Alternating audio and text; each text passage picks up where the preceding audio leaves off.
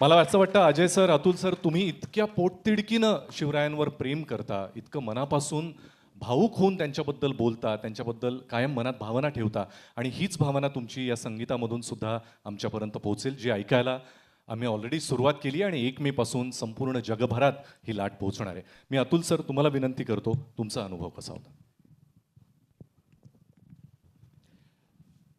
आमच्या दोघांच्या भावना ज्या आहेत ते यांनी आपल्या शब्दामध्ये मांडल्या, आपल्या अश्रूमधून मांडल्या. मला एका गोष्टीचा आनंद खूप जास्त आहे की आजपर्यंत महाराजांच्या जीवनावर असे खूप सिनेमे आले किंवा कसे शिवाजी महाराज यांना इतक्या आपल्या लहानपणी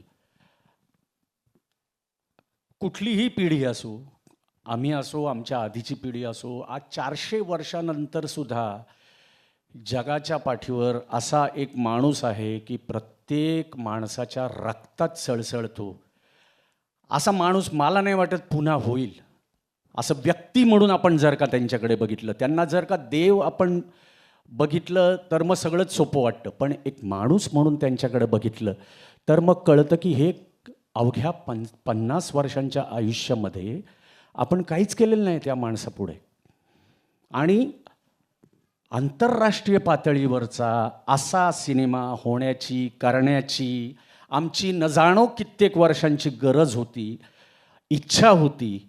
ती ह्या निमित्ताने आता पूर्ण होतंय ते स्वप्न. त्यातला एक महाराजांच्या जीवनातला अतिशय खूप मोठं मोहीम, खूप मोठी एक दिवस तो आपल्याला दिसणार आहे. आणि त्याच्यासाठी मला वाटतं की एवढा मोठा सिनेमा आंतरराष्ट्रीय पातळीवरती, राष्ट्रीय पातळीवरती ह्या दोघांनी, ज्योती मॅम यांनी हे शिवधनुष्य आहे ते पेलण्याचा प्रयत्न केला आहे. आम्ही सगळे असंच म्हणू की प्रयत्न केला आहे. आणि ते कसं असतं माहिती का, महाराज छत्रपती शिवाजी महाराज हे असं व्यक्तिमत्व आहे की ज्याला जे वाटेल ना त्यांनी ते त्यांच्या आयुष्यावर काहीतरी करावं. ज्याला जे वाटेल ते, की त्याच्याबद्दल ना कोणी विचार पण करू नये की काय हे कसं वाटतंय, हे कसं वाटतंय. कारण कसं असतं, प्रत्येक गोष्ट, कुठलीही महाराजांच्या आयुष्याशी निगडीत कुठलीही गोष्ट असली ना, त्याच्यामध्ये मला वाटतं की प्रत्येक माणूस, प्रत्येक महाराष्ट्रीयन, प्रत्येक भारतीय मला वाटतं ना, सगळेजण आपोआप आपलं एकीकडं जे आपण असतो जगाच्या पाठीवर ते, आणि महाराज म्हटलं की त्या बाबतीत प्रत्येकजण अतिशय प्रामाणिकपणे, अतिशय हात जोडलेच जातात. मग ते प्रत्येकाची क्रिएटिव्हिटी असो, त्यामध्ये हात जोडूनच माणूस करतो. त्यामुळे ज्यांनी जेवढे प्रयत्न केलेत किंवा इथून पुढे सुद्धा करतील त्यांनी नक्की करावेत. हा आमच्या सगळ्यांकडून करण्यात आलेला एक प्रयत्न आहे. आणि आम्हाला सगळ्यांना आनंद असा आहे की आज बॉलिवूडमधील सगळेजण आज या सिनेमामध्ये आहेत.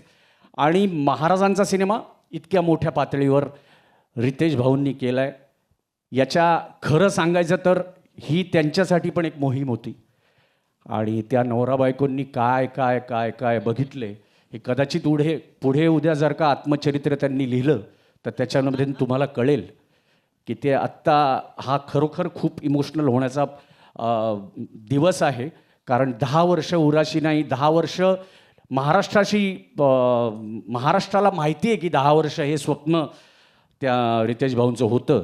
पण त्याच्या आधी न जाणो कित्येक वर्ष त्यांनी हे बघितलं असेल. आणि आपल्या सगळ्यांची पण एक प्रत्येकाचीच इच्छा असते की महाराजांच्या आयुष्यावर काहीतरी घडावं. आपण सगळे लकीच आहोत, जसं जितूनी सांगितलं, आपण नशीबवान आहोत की आपला जन्म या मातीत झाला आहे.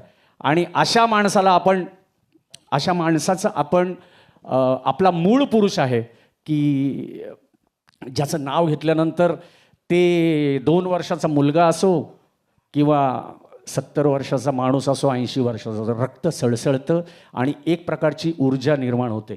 आणि त्याच्यासाठी कुठलीही गोष्ट, ते तुम्ही आत्ता काय ते चाललंय ते मिलेनियम, जेनझी, कोणी जे काय असेल ते बघा जरा आत्ताच्या काळात सुद्धा की शिवाजी महाराज, छत्रपती शिवाजी महाराज हे एकमेव असं नाव आहे की ज्याच्यावर प्रत्येक पिढी एकत्र येते आणि प्रत्येक पिढीला तेवढाच अभिमान वाटतो. आणि त्यांच्या आयुष्यावरचा एका प्रसंगाचा हा सिनेमा येतोय याचा आम्हाला खूप आनंद आहे.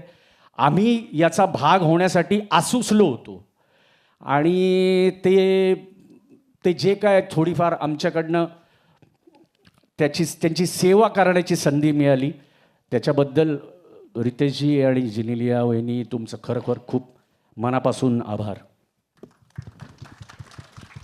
Thank you Atul sir. आत्ताच तुम्ही जेनझीचा उल्लेख केलात आणि आजकाल सगळीकडे त्यांच्याबद्दल बोललं जातं, म्हणून जिओ स्टुडिओजने धुरंदर बनवला. धुरंदरचा भाग 2ही आपण पाहिला, पण ज्यांना ओजी रणधुरंदर म्हटलं जातं अशा महाराजांवरचा हा चित्रपट कित्येक पटीनं यशस्वी होईल आणि सगळ्यांच्या मनात पोहोचेल यामध्ये कुठलीच शंका नाही. जेनेलिया मॅमकडे आणि अशाच मराठी अपडेटसाठी आमचं चॅनल व्हायरल मराठीला सबस्क्राईब नक्की करा.